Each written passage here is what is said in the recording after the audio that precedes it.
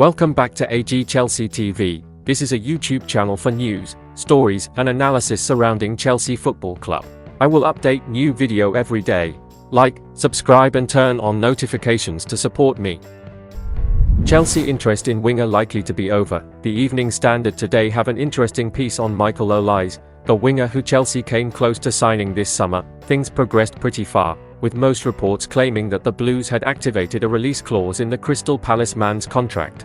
But in the end, for reasons that we may never know, Olise decided to stay put, and instead signed a new contract. This story claims that his new deal has a release clause in it too, albeit one significantly higher than the £35 million in the previous one. Chelsea clearly showed they have an interest in the France international, still currently sidelined with a hamstring injury, but as writer Nizar Kinsella points out here, the club are likely to cool their interest after completing the deadline day signing of Cole Palmer from Man City. It now looks like City themselves will be front-runners to sign Olise in a year's time.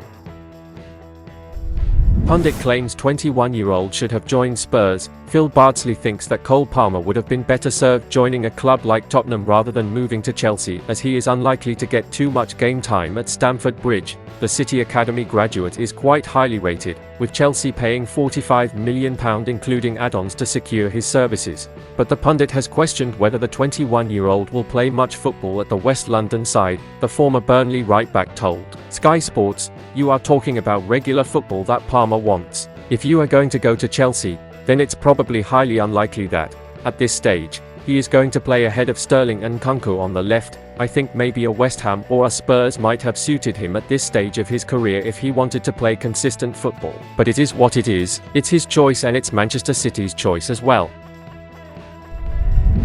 Chelsea icon set to be Al Shabab manager. John Terry is set to be appointed as the new manager of Saudi Pro League side Al Shabab, according to reports. If he takes it, the former Chelsea centre-back will leave his role as a consultant in the Blues Academy and seal his first job as a manager. Terry has held various coaching positions since hanging up his boots professionally 5 years ago. The tough-tackling centre-back made more than 700 appearances for Chelsea and rounded off his career with a brief spell at Aston Villa. The Chelsea legend's former England teammate, Steven Gerrard, is already in Saudi with Al Ettifaq. Gerrard has made a solid start in his new position, too, losing only one of his first 5 league games and bringing the likes of Jordan Henderson and Jorginho Wijnaldum into the squad. It remains to be seen whether Terry is able to use his pulling power to similar effect at Al Shabab. The team are currently struggling in the relegation zone, having failed to win any of their first 5 matches this campaign. Terry is set to inherit a talented squad in Saudi, with Al Shabab in amongst the spending spree that has catapulted the league to a new level over the past few months, former Wolves defender Roman says. Argentine midfield maestro Ever Banega and ex-Atletico Madrid star Yannick Carrasco are all in the squad set to be taken on by Terry, whose first game at the helm could be against Alfia on September 15th. Terry quickly transitioned into coaching after retirement, spending 3 years as Villa's assistant manager. He accepted the same role last season at Leicester City, serving alongside Dean Smith for 8 games as the Foxes were relegated to the Championship. Unlike other big-name players who have jumped straight into a top job, Terry has taken his time before branching out and going solo. Enzo Fernandez makes Chelsea feelings clear with admission amid transfer exit rumours. Chelsea star Enzo Fernandez has made his feelings clear about the club amid rumours about a potential transfer exit in the coming months. The midfielder made the switch to West London in January, joining for a reported £106.5 million fee from Benfica, off the back of an impressive World Cup with Argentina. The 22-year-old came with big expectations and fulfilled that with some of his performances early on. However, the results weren't there to match as the Blues stuttered and stumbled to a disappointing 12th-placed finish in the league. A host of changes came in the summer as Mauricio Pochettino was appointed the new head coach along with a number of new signings. The midfield was one particular area where change has taken hold, with Moises Caicedo and Romeo Lavia joining for a combined fee worth over roughly £165 million.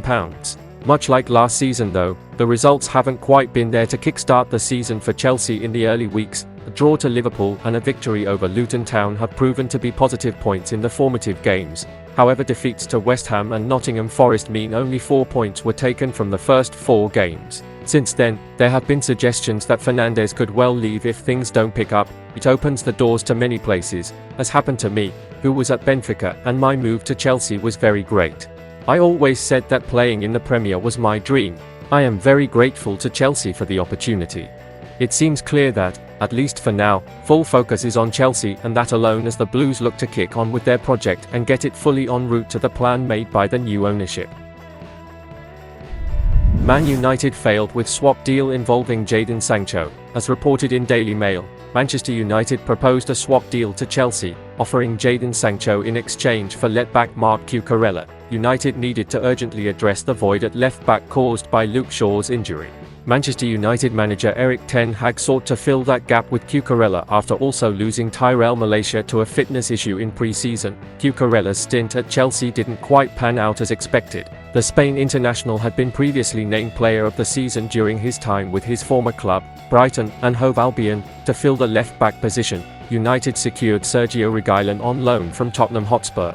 In the absence of Shaw, Diogo Dalot filled the role during a match against Arsenal. Meanwhile, Chelsea had already made numerous midfield signings during the summer transfer window and they already have Mykhailo Mudryk, Raheem Sterling, Noni Madueke and Cole Palmer as options out wide. Notably, Sancho was conspicuously absent from United's game against Arsenal. Ten Hag candidly stated that Sancho's performance in training fell short of the standards expected at United. Notably, Sancho was conspicuously absent from United's game against Arsenal.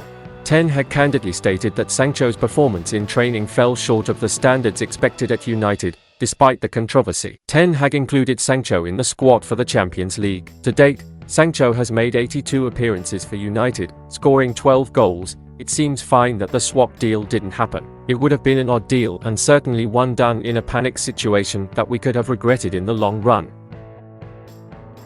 And that's the end of this video. Don't forget to subscribe and turn on notifications to support me.